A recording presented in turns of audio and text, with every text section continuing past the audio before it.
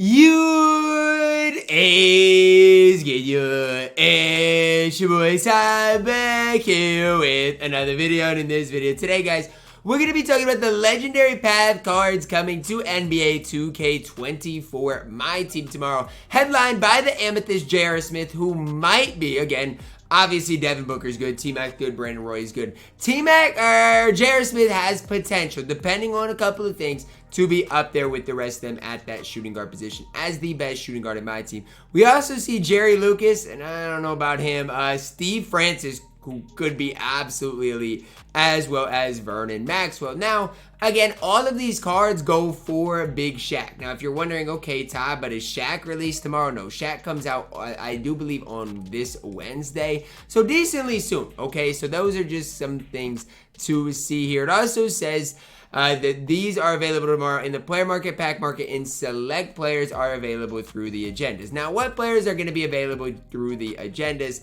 I mean, you're not going to get a Steve Francis from the agendas. As sad as it is, as much as I wish 2K would give us, the best cards through the agendas, that's just not going to be the case. Might get a guy like Vernon Maxwell via the agendas, though, because if we do scroll down a little bit to just some things, I mean, we have seen some sapphires in the agendas. The problem is Brandon Jennings wasn't. Problem is Trevor Ariza wasn't. So normally the sapphire that they do leak is never in the agendas. So don't expect Vernon Maxwell to be available via the agendas if I had to guess. Now, I could be wrong. Again, we'll see. 2K could change some things for tomorrow. But that's just kind of my prediction. Vernon Maxwell obviously going to be available via the player market. So out of these three players, not J.R. Smith, which of them excites me the most? It's got to be Steve Francis. Now, the point guard position has gotten a little better, right? Derrick Rose, I don't love him, but he's okay. Jason Kidd can definitely play. Steve Francis is going to be able to move. I don't know what his release is going to be like this year. That's something that has held him back in past years.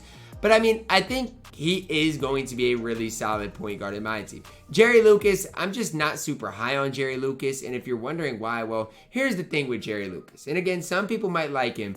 But outside of shooting the basketball, what else is he going to bring to the table? I feel like he's undersized. I feel like his defense is going to be absolutely horrible. And so when I look at Jerry Lucas, I am not a fan. Now, Vernon Maxwell. Let's talk a little bit about Vernon Maxwell, because historically in my team he's never been that great. But pending his release, let's say 2K gives him a solid release, I think the card could be a decent 3-and-D type option. Now, maybe he'll be more than that, but that's just kind of my opinion. The problem is, at the shooting guard position, I feel like we're loaded. The shooting guard small forward position right now is loaded. Now, the center position isn't, in my opinion, and the point guard position isn't. So that makes it tough for a guy like Vernon Maxwell or even J.R. Smith to really be the man with the plan. Now, let's talk for the rest of this video about J.R. Smith. How good is J.R. Smith going to be? Well, that's a difficult question. Do I think he's going to be better than Devin Booker? That's a question a lot of you guys probably watching this video have.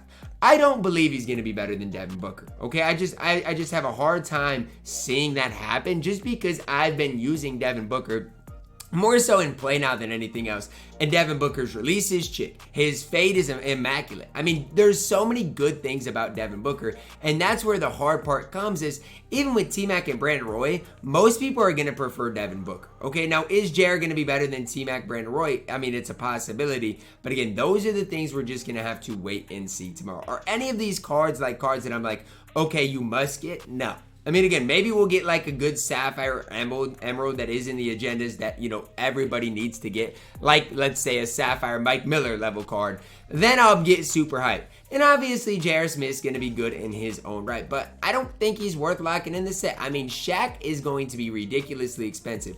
And unless you have all the sets done so far, J.R. Smith's not the type of card that's going to play for a super long time. And that's the only way I'd lock in for Shaq, right? The only way I'd lock in for Shaq is if we saw the legendary path cards all be really good. But when you look at Ben Wallace, when you look at some of the other cards, not Devin Booker, because Devin Booker is really good. But when you look at some of the other cards that we've gotten in kind of the legendary path set, I'm not a fan of a lot of them. Now, again, how many cards have we gotten like a Scottie Pippen level card in that set? Not a lot. And so that's the big issue I personally see with locking in these sets for like J.R. Smith, Devin Booker, or obviously for Shaquille O'Neal.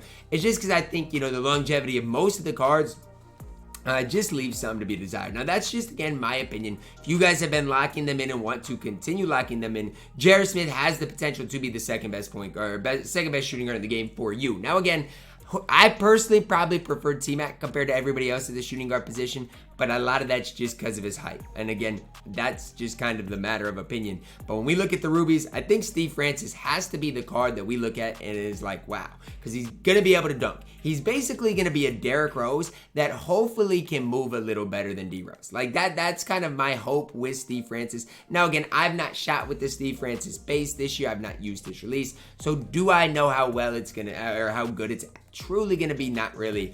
I'm just hoping that it is somewhat decent in general. So that's just kind of my brief breakdown on the Francis, Lucas, and Vernon Maxwell that are coming to my team tomorrow. Is it anything that I'm going to put it this way, okay? Are any of these four cards you personally should be worried about if you're not going for Shaquille O'Neal? No. Now, are there cards maybe that come in the agendas tomorrow that for us no money spent guys can look at and be like, wow, this card is absolutely elite? Sure, like that definitely could be a thing. But from my side of things, I look at these cards and I'm just like, I mean, yeah, JR is probably going to be good. J.R. Smith, if you look at historically in 2K in my team, he historically has a pretty good card at the start of the year. Now, again, that's not me saying that J.R. Smith is going to be the best, shooting guard in the game. That's not what I'm saying. I just think historically he normally is pretty good. So don't be surprised if J.R. Smith is really solid come tomorrow and people are gassing him as the best shooting guard in the game, because that wouldn't totally surprise me. What would surprise me is Jerry Lucas being absolutely incredible. That would absolutely shock me. What else would shock me is if Vernon Maxwell, played on some of the best squads in the game. What wouldn't surprise me is Steve Francis being a top 5 point guard in the game. That would not surprise me at all, because we know, guys, Steve Francis, historically in my team, has been one of the best primary ball handlers, best dribblers in my team. Like when people do dribble tutorials, stuff like that, a lot of times the point guard they're using is Steve Francis, just because his movement is good, his size up was really good last year. The problem with Steve Francis last year was that release. I mean, his release was just pretty bad in my team. So those are the things that, for Steve Francis, a card I think is going to be pretty good that I'm just a little worried about, right? What does that release look like? Because last year, again, everybody was super hyped for Steve Francis, but then you shot with him and his release was super baited. So those are the only things I would say headlining into tomorrow. And the one thing I would say is you never really know how good cards are by their SIGs on 2K database. Like tomorrow when I do my 2K database SIGs, you can't judge a book by its cover, because I knew Scottie Pippen's release would be pretty good. I didn't know it would be as good as it is, okay? And so that's something, that you can't really judge cards until you use them. Even for like Gold Bobby Jackson, right? His release is absolutely elite. Did I think it would be one of the best releases that point guards have had in my team this year? No. Did I think it might be decent? Sure. But I did not think it would be the level that it was. So those are just some things that I would consider you guys tomorrow. Obviously, there's going to be people that get J.R. Smith. There's going to be people that use, Steve Francis, all those cards. You see what they're doing with them and take that for you guys. And ultimately, guys, the game is just all about having fun. So even Jerry Lucas, as a stretch big, if he's got a good release, he can play. Like, as crazy as that sounds, because it's Jerry Lucas. And Jerry Lucas isn't good. I'll never sit here and try to make the case Jerry Lucas is going to be good, because I don't think he will. But he will be able to play in my team because of his ability to stretch the court.